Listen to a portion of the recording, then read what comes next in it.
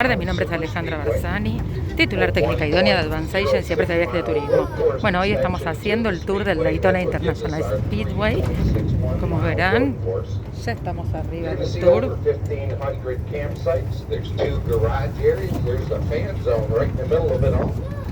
Victory Lane, there's even a 29-acre man-made lake. That's where Mr. France got all the dirt to build the Speedway with. Here's up over 1 million cubic yards of earth. Raise the high banks at both ends, raise the infield to keep it dry. Once we're done with the infield, we'll come out here, we'll get up in the stands, we'll see what $400 million did to make this a nice place to sit down, watch a race.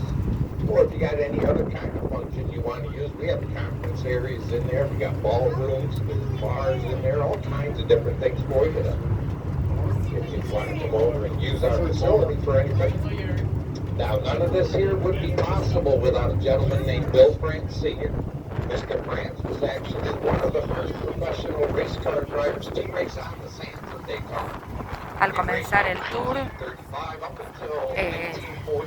se ingresa por grupos. Yo estaba sola, así que a mí me pusieron en una sillita, en una filita sola. Es decir, ubican por cómo vienen cada persona. La entrada sale $22. Y ahora es todo un recorrido que están explicando. Y cuando termina el tour, tenemos el ingreso al museo. Por otro lado, antes de entrar, el ticket aparentemente incluye que te sacan unas fotos y que después te las puedes bajar por internet.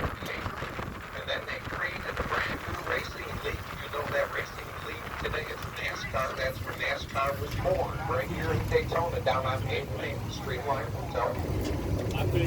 Once they got all that done, he went back to work, sent his people out to look for property here in Daytona because he really wanted his racetrack to be here in Daytona. They found this property right here in November of 1957, started construction, and it only took 15 short months.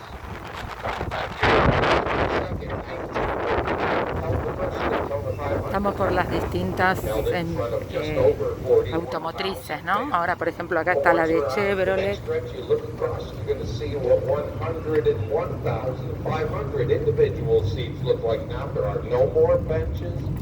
No more bleachers, they're all nice, comfortable seats. You don't have to use the person's knees behind you anymore. As a backrest, you got your own right on the chair. But I'm going to start out with a little pre-recorded message from three-time Daytona 500 champ Jeff Gordon. Once he's done, we should be just about to our turn one tunnel. We'll head underneath the super speedway, head into that 180-acre infield that the locals call the fastest, most exciting 180 acres in racing. So here's Jeff, and I'll be right back. Hi, this is three-time Daytona 500 champion Jeff Gordon. Please welcome Daytona International Speedway. Nearly 60 years ago, Bill France dreamed of a racetrack faster and more exciting than any before it. In the ensuing decades, his belief in big dreams transformed Daytona International Speedway into the world's center of racing. Synonymous with names like Petty, Earnhardt, and Allison, Daytona International Speedway has captured the imaginations of the millions who have set foot on these hallowed grounds. Now, Bill France's dream has taken yet another step forward with the reimagination of this American icon, blending the modern amenities that today's sports fans demand, the heritage that race fans expect from Daytona. As 2016 saw the closest finish in history to the Great American Race, it not only conjured memories of Johnny Beauchamp and Lee Petty's three-wide photo finish in the inaugural 1959 Daytona 500, but reminded race fans everywhere that a reimagined race experience hadn't changed the core of what Bill France envisioned decades ago. Welcome to the World Center of Racing. All right, we're going to head underneath our super speedway, turn one exactly. We're going to end up about 20 feet below the racing surface. This tunnel's 500 feet long, and there's pictures on both of the walls. Represents some of the different style racing we roll here, some of the different memories that have happened in the past.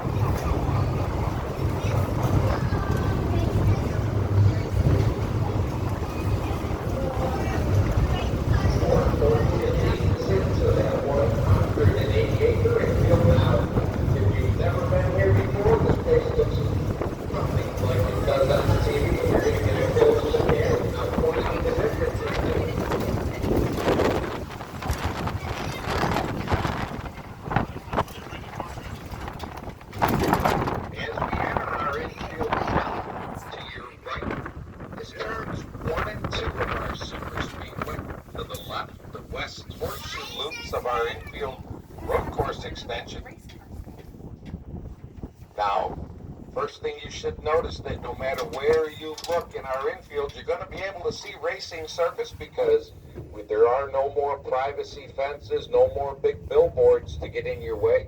The hurricanes of 2004 took care of that. We had 4 hurricanes go through the center of Florida back then. In August of 2004, every Thursday that month, a hurricane came through, tore down or damaged every building and stuff we had in our infield.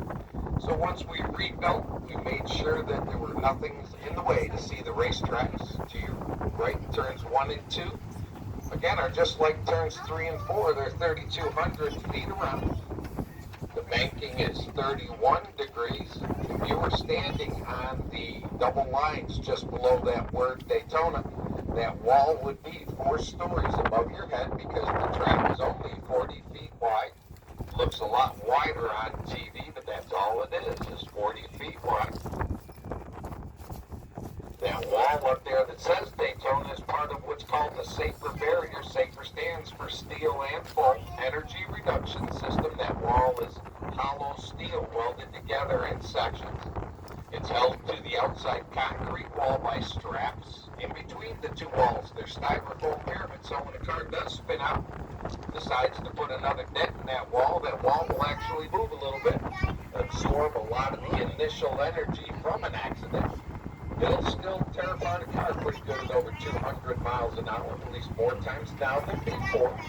The drivers do exit their wrecked vehicles, walk to the emergency vehicles. That's the most important part, is the safety of our drivers. It's on both the inside guardrails and the outside guardrails, because the inside guardrails, still a few drivers like to go off in the grass and do what we call a little agricultural racing, so we gave something soft about that inside guardrail too. Okay, now I'm going to give you a fair hat warning. I'm going to crank her up to about 16 miles an hour. So that's usually when the hats like to lose their owners, so make sure you hang on to them, turn them backwards if you have to, or just take them right off. We're going to get going on our backstretch or super stretch here. Our backstretch is 3,000 feet long. We had a road course race going on this weekend, so you're going to see chunks of tire all over the place. That's what happens when they heat up on the racetrack. This racetrack is very coarse. Now, you're going to notice also the track isn't as wide as it was on TV. Also, there's no flat spots. The backstretch here is banked at 3 degrees. And to your left, if you look all the way across that infield there, that's a nice panoramic shot of our seating venue over there. That's what 101,500 individual seats look like now. Again, no more benches, no more bleachers. And if you notice all those multicolored seats over there, let your eyes drift from one end of the seats to the other. You're going to notice that those multicolors do not blend together. Certain colors look like they're jumping out more than the other ones do. And that's because that's an old TV trick. What happens is, as a TV camera pans across all those seats, makes it look like people are sitting in every one of them on TV. The little jog in the track right here was used this weekend. We add those couple extra turns right there when we're running the road course. But normally, those big old stock cars are just sailing straight down this backstretch here. And they'll get up here and they'll start going into turns 3 and 4 in front of us, again, over 200 miles an hour. They'll squeeze together 2 wide. They'll squeeze under 3 wide. And yep, every once in a while you get that overzealous driver that tries 4 wide. Well, 4 wide again is why there's so many dents in that wall up there.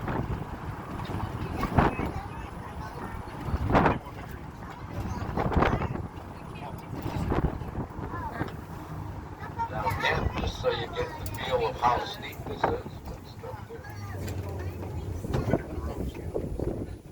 Well, looks like we got our baby possum sitting up there by the wall. Acá, que ven así torcido el piso, por ahí van los autos. They like the heat of the blacktop up there. That's where they sit all the time. But that wall right now, again, up there is 4 stories above your head. That's what the 31 degrees of banking looks like, and a lot of them don't make it all the time around the corner. If you look at the gouges in the trap, the different skid marks. Now there's square light boxes that are on top of the inside guardrail. That's a special kind of nighttime lighting put in by Musco Lighting out of Iowa. What it is, most of the racetracks have that lighting now, so don't a lot of the horse tracks. And that's because there's 288 of those that go all the way around the inside of the track, and instead of the bulb shining out on the track, it actually shines backwards in that box. The light's reflected back off of specially configured mirrors that widen the beam of the light, so should a driver spin out and look directly into one of those light boxes, it won't bother their nighttime vision.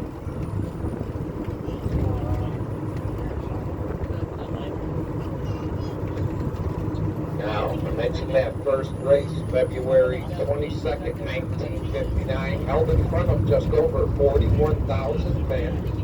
So you're about ready to see what every driver has seen here since 1959, and that's coming out of turn 4 here. We're going to jump up on the track here shortly, head down our 3,800-foot front stretch. And again, instead of being cheered on by just over 41,000 fans, you're now being yelled at and screamed at by 101,500 individually seated fans. Again, no more benches, no more bleachers. They're all nice, comfortable seats.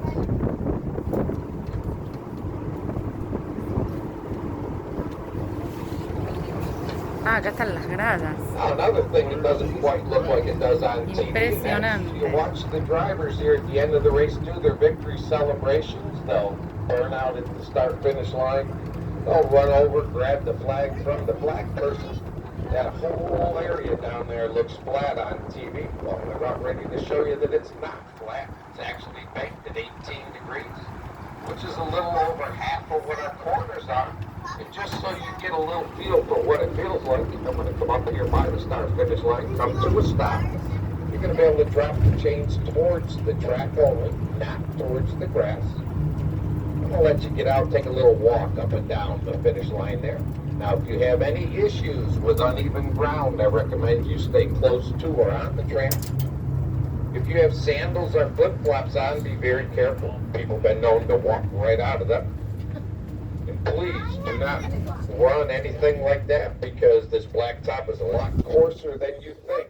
It's very sharp, and should you fall, it will take a lot of you with it. All right, go ahead and drop chains to the right.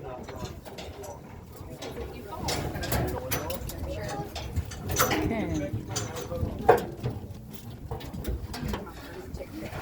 I'll watch it.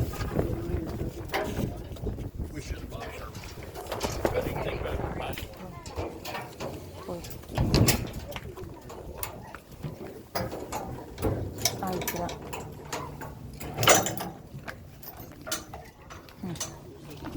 Bueno, acá nos dejaron bajar. Acá ven. Uy, acá para subir es la muerte. Bueno, acá nos dejaron bajar para que podamos venir a ver. Les digo que esto te tira para abajo, para subir esto acá, la escalera. Ya digo escalera cualquiera. Para subir esto. No, mis rodillas me mataron, literalmente.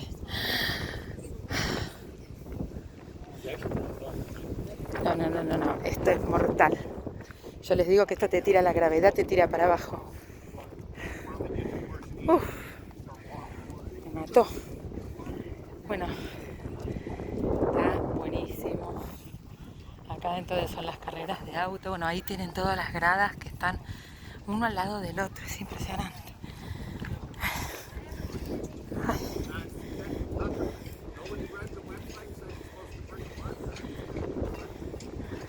Bueno, ahora para bajar. Acá pusimos toda esta pendiente.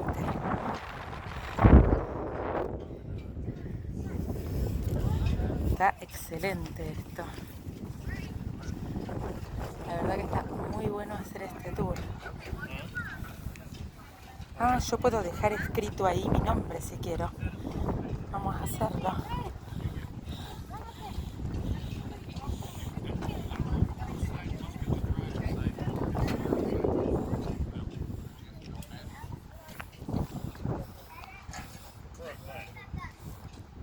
Ahí está el viento tremendo. Voy a aprovechar para sacar una foto con el otro teléfono, con la otra cámara.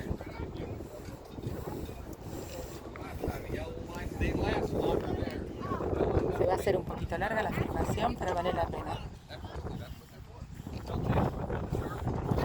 Voy a pedir una fibra.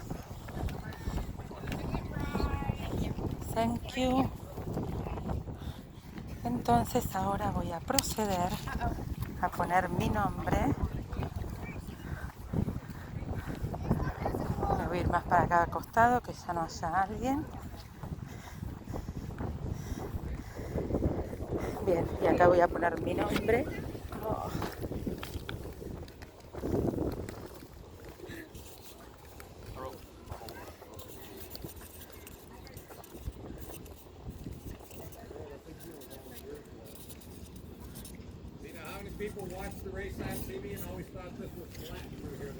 Ahí puse mi nombre, Alejandra Barzani.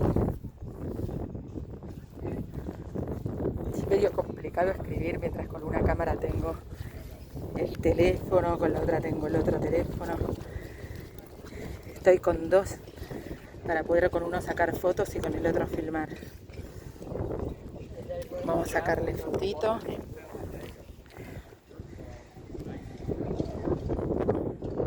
Vamos a sacar una foto. Eso se me molió el barbijo. Ay. Ahora vamos a sacarle fotito también.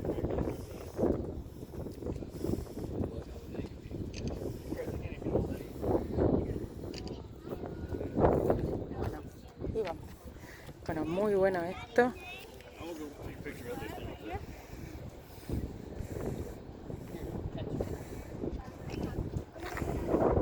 Así que bueno, espero que les haya gustado.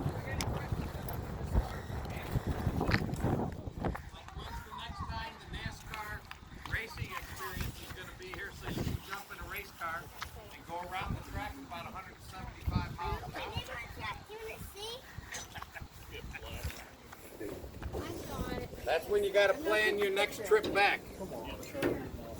Thank you. Thank you. Bueno, ahora vengo a mi asiento, que estoy solita en esta fila. Vamos a ponerle la trabita, que no podía sacarle la traba recién para bajar. Ahí, vamos a ponerle la traba. Sigue nuestro recorrido. Ya lleva 18 minutos, 19 minutos este recorrido.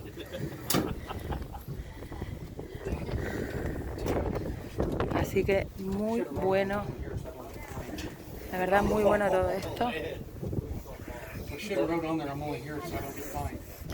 Es decir, venir a Daytona y no venir a hacer este recorrido es como no venir a Daytona, porque es por lo que se caracteriza Daytona justamente, más allá del tema de las playas, por el tema de las carreras.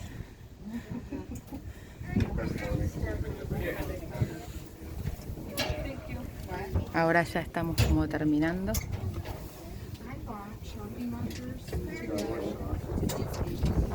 Ya estimo que acá ya termina el recorrido. Les digo que subir eso no saben lo que fue. Las rodillas les quedan arruinadas, porque es como que la gravedad te tira para abajo. Es decir, así, viéndolo uno así, pareciera como que es plano, pero no, es como una subida. Y no es tampoco que sea tan empinada, pero no sé qué tiene, como que te tira para abajo la gravedad.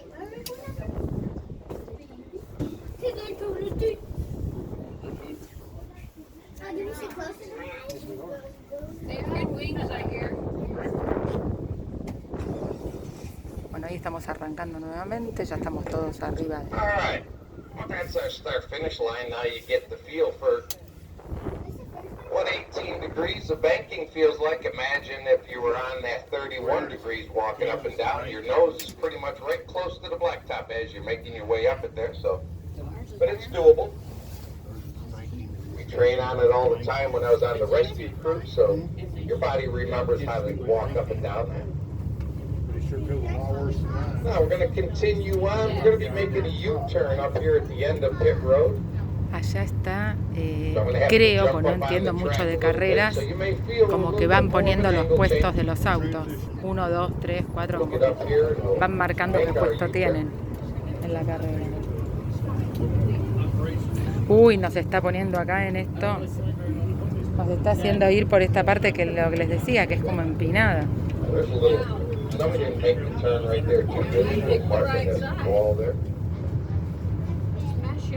They had the race cars out here. They had Ferraris, Lamborghinis. They had all kinds of different cars out here this weekend. Ven, esta es la camioneta que nos lleva a todos nosotros atrás.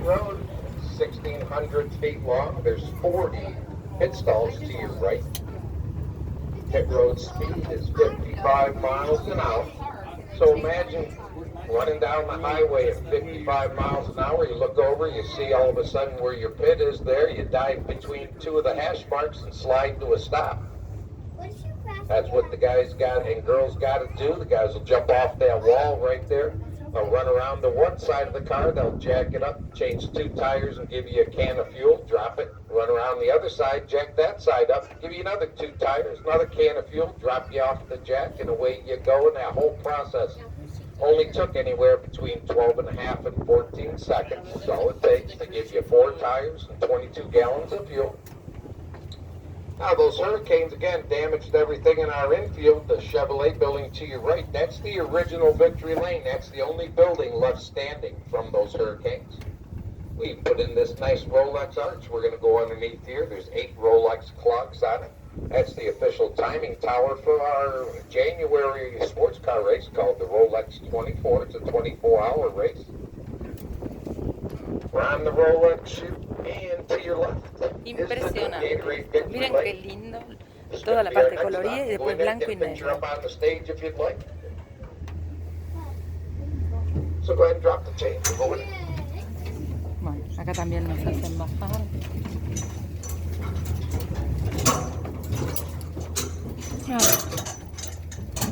Yo siempre lenta. Ay. Vamos a entrar acá.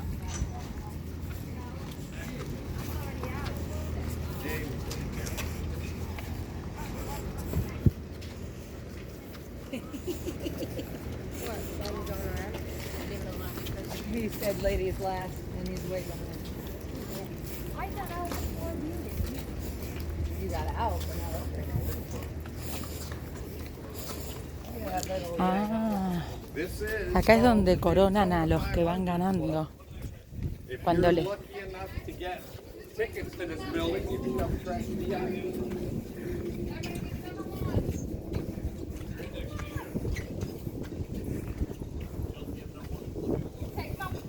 Now, while you're in here, think about getting tickets to this building here.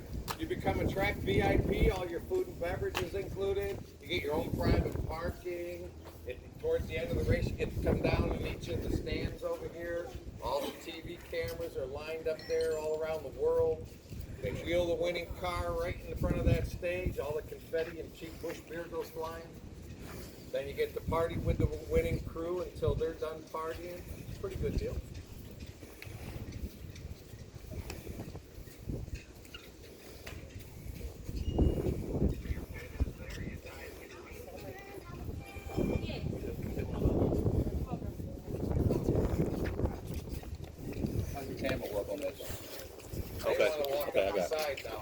Y acá tenemos todas las gradas, ¿ven? Que se ven. Este es un lugar guiado.